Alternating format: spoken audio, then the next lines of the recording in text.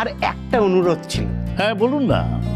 আপনাদের সব শিক্ষককে একবার ডাকুন, আমি নিজে মুখে ইনভাইট করতে চাই। তার কোনো দরকার নেই কুণ্ডবাবু, আমি সবাইকেই বলে দেব। না না স্যার, ম্যাডাম আমাকে বারবার বলে দিয়েছেন নিজে থেকে সবাইকে ইনভাইট করার জন্য, নইলে ম্যাডাম রাগ করবেন আমার উপর।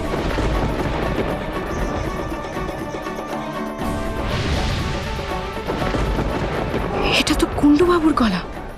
সর্বনাশ, এখন তো তাহলে ঘরে ঢোকা যাবে না।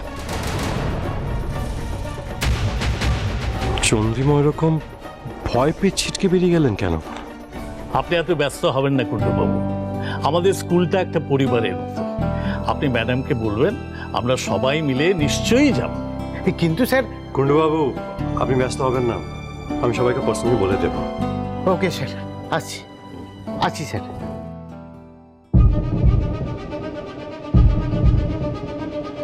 কি এমন হলো যে উনি এরকম বিহেভ করলেন?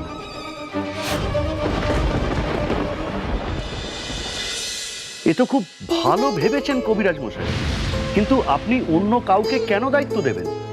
আপনি নিজে দাঁড়িয়ে থেকে ওই জমিতে স্কুল করবেন।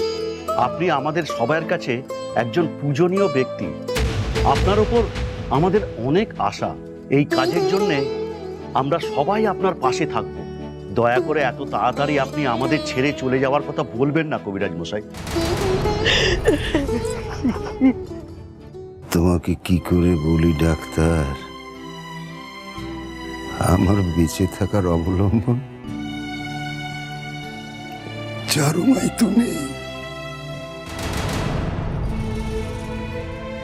কবিরাজ মশাই কিছু বললেন? না না, ওই যে ওই কথাটাই ভাবছিলাম আর কি। স্কুলটা হলে বাচ্চারা লেখাপড়া করতে পারবে, বড় হবে, গোটা মাধবপুরের মান চারিদিকে ছড়িয়ে যাবে, গোটা মাধবপুরের সম্মান বাড়বে, সেটাই ভাবছিলাম।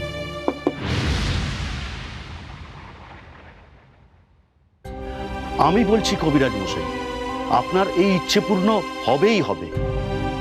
আচ্ছা, আর একটা কথা, কলকাতার একজন ডাক্তার আমাকে ফোন করে আপনার সম্বন্ধে খোঁজ খবর নিচ্ছিলেন। মানে এই আপনি কেমন আছেন, আপনার কোনো অসুবিধে হচ্ছে কিনা, এরকম ডিটেলসে খোঁজ খবর করছিল। আচ্ছা কবিরাজ মশাই, এই কলকাতার ডাক্তার কে, মানে আপনি তাকে চেনেন? কলকাতার ডাক্তার? না না, আমি তেমন কাউকে, হবে হয়তো জামাই বাবা জীবন কাউকে দিয়ে খোঁজ নেওয়াচ্ছে হয়তো। না না কবিরাজ মশাই, উনি কিন্তু আপনার বাড়ির কারোর রেফারেন্সে ফোন করেননি। কোনো নাম? সেই সুযোগটাই তো উনি আমাকে দিলেন না। আমি ওনাকে ওনার নামটা জিজ্ঞেস করার আগেই উনি ফোনটা কেটে দিলেন। আমি ভেবেছিলাম যে আপনারই চেনা কোনো ওয়েল উইশার হবে, কিন্তু এখন তো আপনি বলছেন যে ওই রকম কাউকেই আপনি চেনেন না।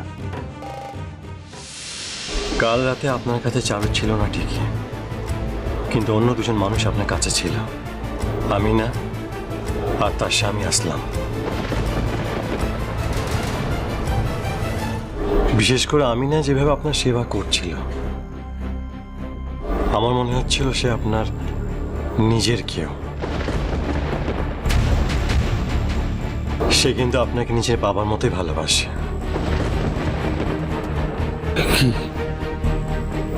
কি নাম বললে? আমিনা আর তার স্বামী আসলাম। এরা এরা কারা ছিল? কারা? কে কে ডাকলো?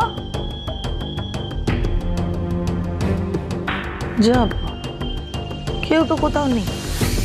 কি শুনতে কি শুনলাম কে জানে। ঘাটের মরাটার সঙ্গে থেকে থেকে আমারও বোধহয় ভীমরতি ধরেছে। জুপা,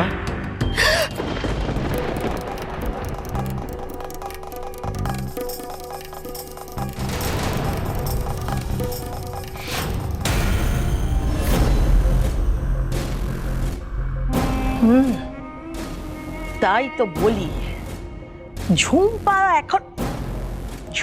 এখনো এত কালা হয়ে তো যায়নি। শকুনের নজর, তাই তো? যেই বুড়োর সঙ্গে জমি নিয়ে কথা বলতে শুরু করেছি তখনই এসে হাজির হয়েছে। বাবা, কি হলো? বাবা করছো কেন? কি দেখছো আমায় অমন করে? আগে কোনোদিন দেখোনি নাকি? না না, দেখেছি তো বটে, অনেকবারই দেখেছি, কিন্তু দেখে এরকম চমকে যায়নি। তুমি তো জানোই আমার স্বভাবটাই হচ্ছে খালি চমকে দেওয়া। এই তুমি থামো তো, ওই ঘটের মরাটাকে নিয়ে যত জ্বালা হয়েছে, আর তোমার এই মস্করা আমার ভালো লাগছে। তোমার আর দিন দিন তো সোনার গয়না বেড়েই যাচ্ছে। আরে বাবা, এত চটে যাচ্ছ কেন? আমি তো আছি তোমার জ্বালা কমানোর জন্য, নাকি?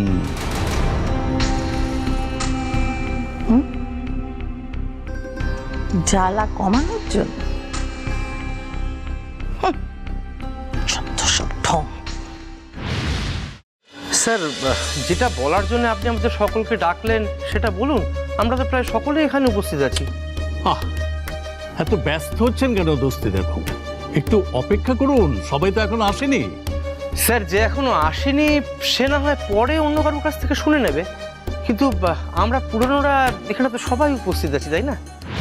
দোস্তিদা বাবু, যতদূর আমি জানি এই স্কুলে সেরকম কোনো নিয়ম নেই যে যারা নতুন যুক্ত করছেন তাদেরকে বাদ দিয়ে শুধু পুরনোদের নিয়েই কাজ সারা হয়।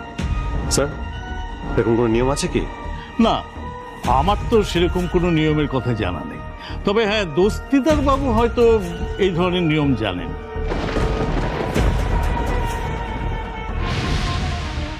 দেখুন স্যার, এটা তো নতুন কিছু নয়, সব জায়গাতেই এরকম হয়ে থাকে। যারা অনেক দিন ধরে চাকরি করছে তাদের গুরুত্বটা একটু বেশি হয়। উফ, দোস্তিদার বাবু, আপনি সেই এক জায়গায় পড়ে আছেন। আরে বাবা, এত তুলনা টানছেন কেন? আপনি কি যখন যা দেখবেন সেটা কি ঠিক বলে ধরে নেবেন? এই পৃথিবীতে রোজ আমরা তো কত কিছুই চোখের সামনে দেখি, কিন্তু আপনাকে তো বুঝতে হবে যে ওর মধ্যে থেকে কোনটা গ্রহণ করবেন আর কোনটা করবেন। দেখুন স্যার, সবার একটা নিজস্ব মতামত আছে। আমি আমার মতো ভাবি, আপনি আপনার মতো ভাবেন, কিন্তু স্যার দিনের শেষে আপনিও একজন শিক্ষক আর আমিও একজন শিক্ষক।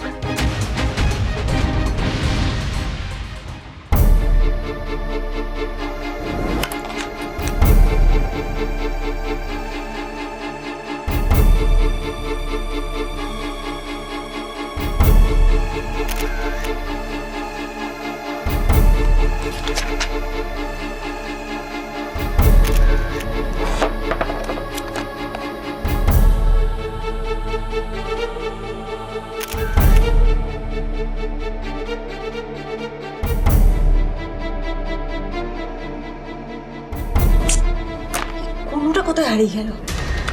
চন্দ্রিমার খোঁজ জানতে গিয়ে কি চন্দ্রিমাকে নিয়ে চলে আসছে নাকি? ভগবান জানে।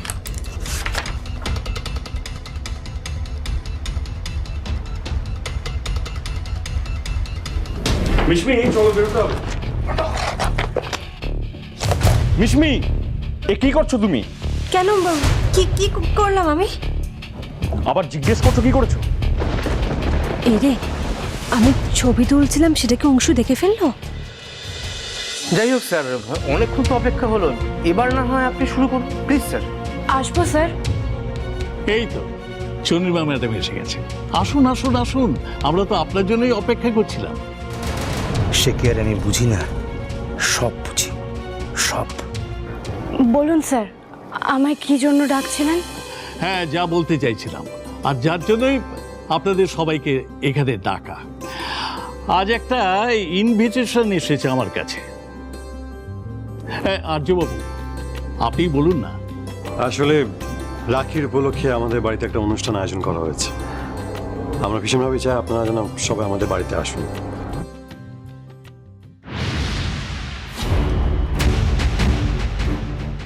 আপনারা সবাই এলে আমরা খুব খুশি হব।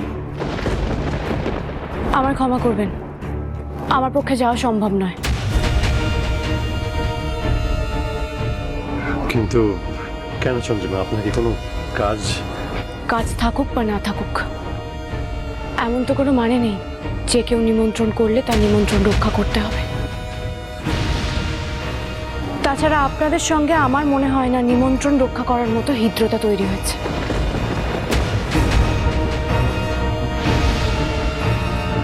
আমাকে মাফ করবেন, আমার একটা জরুরি দরকার আছে বাড়িতে, আমি আসছি।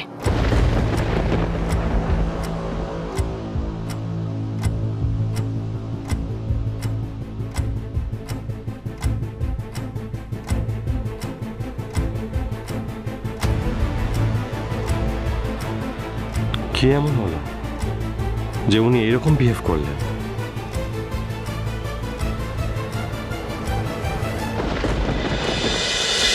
ঝিরে